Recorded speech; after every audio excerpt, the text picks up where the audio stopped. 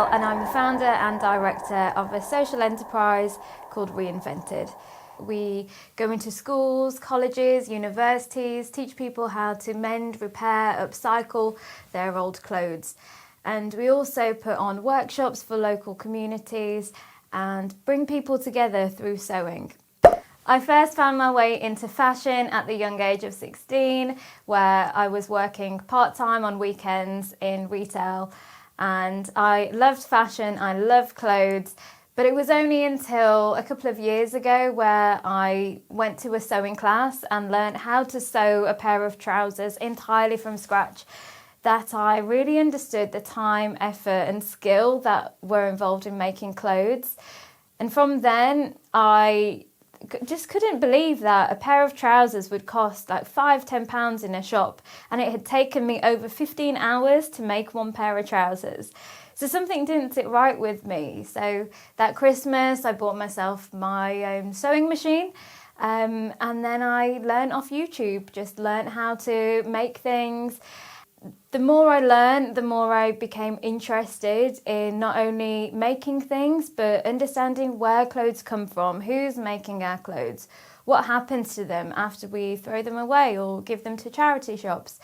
So all of that researching, learning more about the fashion industry led me to where I am here today. And I want to educate more people on fashion and sustainable fashion choices. So I never actually thought I'd work in fashion or sustainable fashion. If you asked me a few years ago, I wouldn't have said this is what I'd been doing. When I started sewing classes, I actually fell in love with sewing, making, creating, crafting, and I wanted to share that with people. So combining all of the sewing skills with my educational background and journalism as well, I've put this Reinvntd together, this social enterprise. A job in sustainable or community-led fashion can be very, very varied. It could be anything like how can we reuse waste and turn that into something that we can wear. As one of the things that I've created is a dress using plastic wrappers, like trading card wrappers. I wanted to show that everything we have that we just throw away in the bin can be reused. Even things like an old pair of curtains. I've made an outfit out of an old pair of curtains, again showing that waste or things that are old can be transformed. And that's all about sustainable fashion. We already have enough materials and enough clothing to dress the next 6 generations. That's a lot of clothes. So why create brand new clothes when we already have enough? Sustainable fashion industry is innovative, it is new, it's exciting. It's using new technologies like AI to help reduce waste from materials when even at the very beginning of the production process where we're cutting out materials onto fabric. AI has been integrated into many manufacturing processes already to reduce waste. For me, day-to-day skills in sustainable fashion are really very different. It can be anything from sewing on a machine, communicating with people. I do a lot of collaborations with community groups and local organisations when I go into schools. So it's about being able to communicate with people, being reliable. So the soft skills that perhaps people don't necessarily think are important, they are really important. In every industry, you'll need to be able to communicate, to be able to work as a team or work independently as well. Something that surprises people is that actually I don't get much time to sew myself. I'm spending a lot of time out and about in communities, helping other people, giving them the skills to learn how to do these things. But actually, I don't spend that much time myself. I would love to, but I get a lot of joy from seeing other people sewing for the first time, helping them repair something, helping them mend something, transforming old clothes into something new. So it surprises people when they ask me, so what have you been working on recently? I actually haven't been working on anything for about a few weeks now. Some of the challenges I face are that Many people don't think sustainability in fashion is important.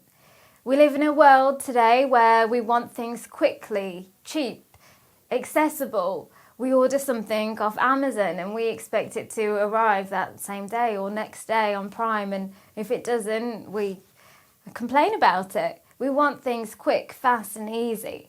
And because of this, sustainability within the fashion industry is quite difficult. It's about changing people's minds about things, about telling people to step back and take a slower approach to shopping. So it's about changing that mindset, and that's been the biggest challenge in sustainable fashion.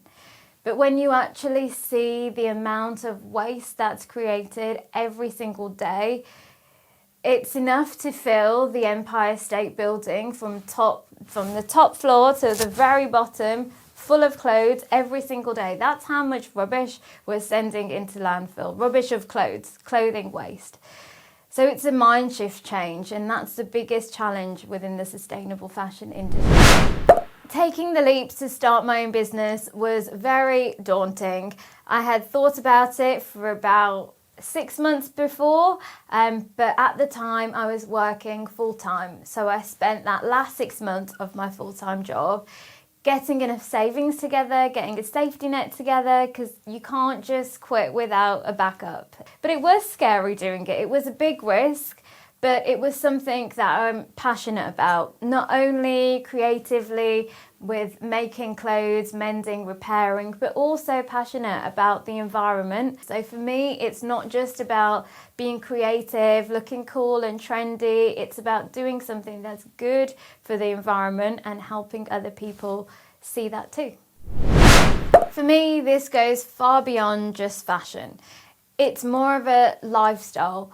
Integrating sustainability into our everyday lives in subtle little ways, whether that's bringing along clothing, old clothing or pre-loved clothing to a swap shop that we put on, where you bring along your pre-loved clothes and swap them for someone else's, or whether that's bringing along ripped clothes or hems that need turning up to one of our repair cafes, which we did earlier this year with the waste management company Veolia, where they sponsored us to put on a repair cafe for their local community, where local residents brought in clothes that needed small or minor alterations. To save them from going to landfill, they brought them to us and we repaired them to prolong the life of their clothes.